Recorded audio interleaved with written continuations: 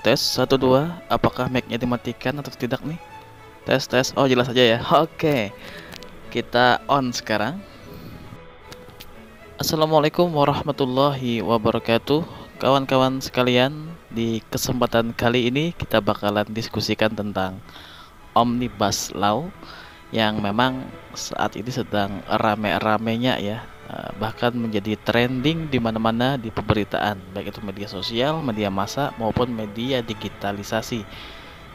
Namun secara teoritis dulu sebenarnya omnibus itu merapikan undang-undang. Jadi omni itu banyak, bus itu bis, jadi seperti bis yang panjang kemudian dirapikan omnibus gitu. Nah, omnibus law artinya berusaha merapikan undang-undang yang banyak itu. Nah, kalau kita coba telusuri, Omnibus Law ini spesifikasinya itu condong kepada undang-undang perpajakan, kemudian undang-undang tentang lingkungan, dan cipta lapangan kerja. Atau kalau disingkat menjadi cilaka gitu ya. Ya, meskipun cipta lapangan kerja berusaha dirubah istilahnya, tapi ya kebanyakan masyarakat mungkin masih ingat bahwa ini singkatan dari cilaka gitu. Baik, kalau kita boleh lihat meskipun Omnibus Law merapikan undang-undang, ya tetap saja pasalnya mencapai 1.000-an lebih ya. Artinya masih luar biasa banyak pembahasan di dalamnya. Namun kalau saya boleh ambil sinopsis dari Omnibus Law ini, maka ada 2 poin penting yang bisa kita lihat. Yang pertama adalah tekan upah buruh. Yang kedua adalah permudah investasi asing. Itu 2 poin penting yang bisa kita lihat dari hasil Omnibus Law ini. Namun secara sistem kebijakan, sebenarnya di dalam negara kita ini, dalam suasana demokrasi, kebijakan itu sebenarnya berasal dari rakyat. Rakyat yang memilih siapa yang akan duduk di parlemen. Rakyat yang akan memilih siapa sosok yang kita jadikan wakil untuk maju ke legislatif maupun eksekutif, di mana mereka yang membuat sebuah kebijakan dan kebijakan itu kembali kepada kita sendiri.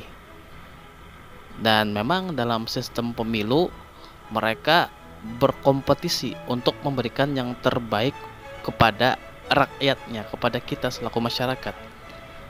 Hanya saja ketika pemilu usai, kompetisi ini berubah menjadi transaksi, sehingga kita lihat di zaman sekarang juga oposisi semakin sempit dan praksi-praksi yang kuat bisa menghasilkan sebuah kebijakan dengan dasar dari rakyat gitu.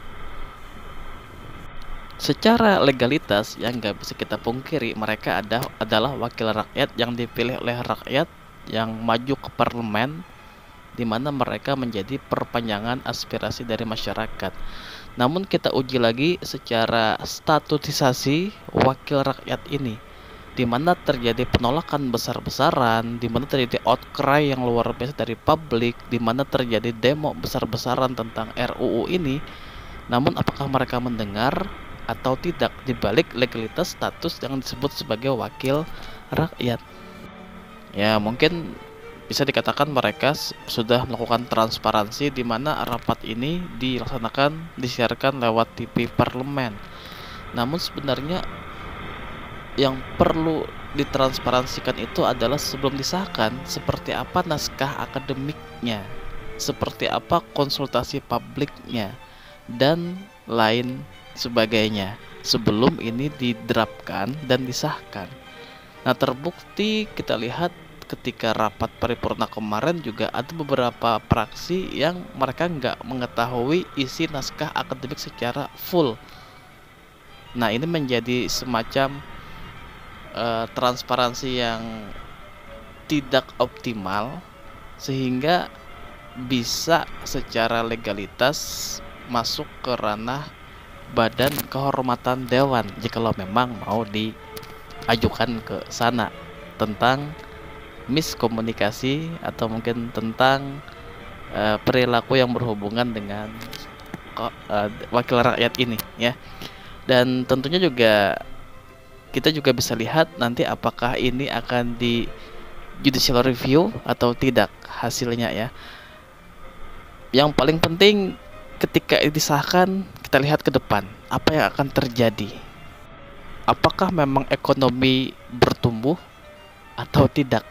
Apakah memang nantinya buruh semakin sejahtera atau tidak?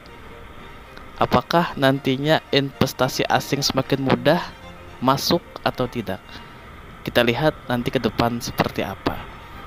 Namun intinya mudah-mudahan negara kita, negara Indonesia, dilindungi oleh Allah Subhanahu wa taala dan selalu sejahtera bagi masyarakat-masyarakatnya.